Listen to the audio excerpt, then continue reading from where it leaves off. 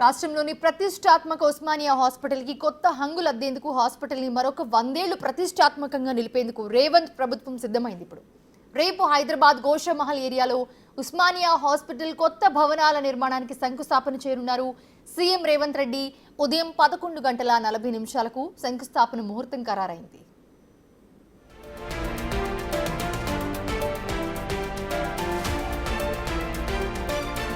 వచ్చే 100 ఏళ్ల అవసరాలకు తగ్గట్టుగా ఆధునిక వసతులతో నూతన భవన నిర్మాణం చేపట్టాలని సీఎం రేవంత్ రెడ్డి ఆకాంక్షిస్తున్నారు. నిర్మాణానికి సంబంధించి ఏ విషయంలోనూ రాజీ పడొద్దని అధికారులకు సూచించారు. ఉస్మానియా హాస్పిటల్ భవన నిర్మాణాలతో పాటు టీచింగ్ స్టాఫ్, స్టూడెంట్స్ కు ప్రత్యేకంగా హాస్టల్ భవనాల నిర్మాణానికి సూచనలు చేశారు. పార్కింగ్, ల్యాండ్స్కేప్ విషయంలోనూ కూడా తగు జాగ్రత్తలు పాటించాలని సీఎం తెలిపారు. హాస్పిటల్కి రాకపోకలు సాగించేలా నలువైపులా కూడా రహదారులు ఉండాలని, అవసరమైన చోట ఇతర మార్గాలను కలిపేలా అండర్ పాస్లు నిర్మించాలని సూచించారు.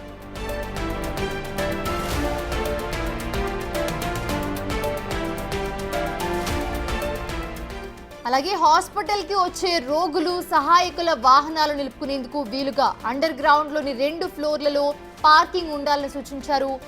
డార్మిటరీ, ఫైర్ స్టేషన్, క్యాంటీన్, మూత్రశాలలు నిర్మించాలని ఆదేశించారు. విదేశాల్లో స్థిరపడ్డ వారు స్వదేశానికి వచ్చేందుకు 2-3 రోజులు పడుతున్న నేపథ్యంలో ఆ సమయాన్ని దృష్టిలో ఉంచుకుని మృతదేహాలను భద్రపరిచేందుకు ఆధునిక సౌకర్యాలతో మార్చరీ, బాడీ ఫ్రీజింగ్ నిర్మాణాలు ఉండాలని సీఎం సూచించారు.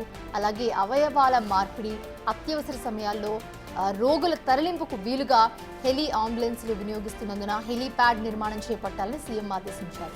ఆసుపత్రిలో అడుగు పెట్టగానే ఆహ్లాదకర వాతావరణం ఉండాలని, హాస్పిటల్కి వచ్చామనే భావన రోగులకు కలగకుండా ఉండేలా సర్వ హంగులతో ఈ హాస్పిటల్ని నిర్మించాలని సీఎం సూచించారు.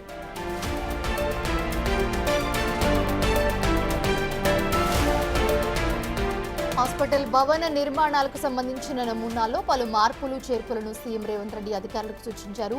పేషెంట్ల కోసం విశాలమైన వెయిటింగ్ హాల్స్, కనీసం రోజు 3000 నుంచి 5000 మంది పేషెంట్లకు సరిపడా ఓపీ కౌంటర్ల నిర్మాణం చేయాలని ఆదేశించారు.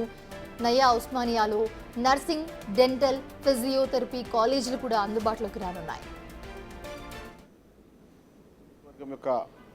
రూపురేఖల్ని మార్చే విధంగా గోషామహల్ నియోజకవర్గ పేరుని రాష్ట్ర వ్యాప్తంగా అందరూ పలికే విధంగా ప్రతి నోట గోషామహల్ యొక్క పేరుని వచ్చే విధంగా ముఖ్యమంత్రి రేవంత్ రెడ్డి గారు ఉస్మానియా హాస్పిటల్ని ఇక్కడ గోషామహల్ నియోజకవర్గం పరిసర ప్రాంతాల్లో శివకుమార్ గారు లేడీ స్టేడియం చేయడం అంటే మాకందరూ గర్వకారణం.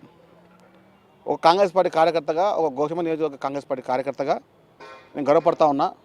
ఎందుకంటే ఉస్మానియా హాస్పిటల్ దగ్గరికి వచ్చే ప్రతి రోగి కానివ్వండి, అదేవిధంగా వారి యొక్క బంధువులు కానివ్వండి, వచ్చిన తర్వాత వారు పడే నరకయాతన చెప్పలేని విధంగా ఉంటుండే.